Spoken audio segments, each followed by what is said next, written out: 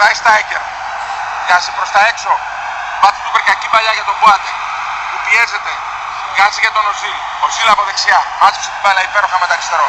Πάντα ο Οζίλ μπροστά του τώρα τον Γρηγόρη Μάκο. Κρατάει ο Οζίλ. Προσπαθεί να βρει κάποιον που σε μαρκάρει. Δίνει την μπάλα δεξιά στον Ρόις. Και αυτός πίσω στον Οζίλ. 1-1. Θα βγει σέντρα από εκεί. Βγαίνει σέντρα, βγαίνει και κόντρα. Διώχνει ο Παπαδόπουλος. Πλάγιο για τους Γερμανούς. Χρειάζεται μια ανασύνταξη της ελληνικής άμυνας για να μην υπάρξει τώρα ευθυδιασμός. Δεν το περίμενε ο Ιακίμ Λέβα αυτό που του πρόκυψε. Στην κούρσα καλπασμό του Σαλπικίδη και στην προβολή του Σαμαρά. Κεντήρα έξω την περιοχή μας. Κεντήρα έχει χώρο για σουτ, θέλει προσοχή. Κλόζε κάνει ανοιχτό κοντρόλ του. Κλέβει την μπάλα ο Κατσουράκης.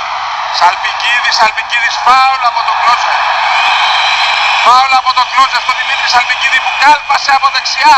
Έβγαλε την υπέροχη σέντρα και ο Σαμαράς την έστειλε στα δίχτυα. 1-1 για την ελληνική ομάδα. Είμαστε στο 58ο λεπτό της συνάντησης. Η Γερμανία-Ελλάδα 1-1 με γκολ του Γιώργου Σαμαρά. Σε αυτό τον καλπασμό του Σαλπικίδη από την πάσα του Φωτάκη. Ο Μιτσάρας μπήκε στην περιοχή και βρήκε τον Σαμαρά με προβολή, την έστειλε στα δίχτυα. Μπόατεκ κερδίζει την κεφαλιά.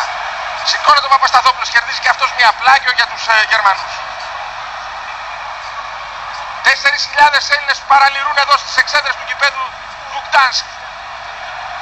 Έχουμε ισοβαρίσει τους Γερμανούς. Μπατστούπερ. Μπατστούπερ κρατάει την μπάλα. Την αλλάζει με τον Σβάιστάικερ και την δίνει αυτό στον Κεντήρα. Κεντήρα παράλληλα για τον Οζίλ. Έφυγε αυτός από τον Φωτάκη. Τρέχει ο Φωτάκης να τον μαρκάρει. Η μπάλα φτάνει στο Σούρλε που έχει μπροστά το Μανιάτη, αλλά είναι μέσα στην περιοχή. Βγάζει έξω για τον Κεντήρα.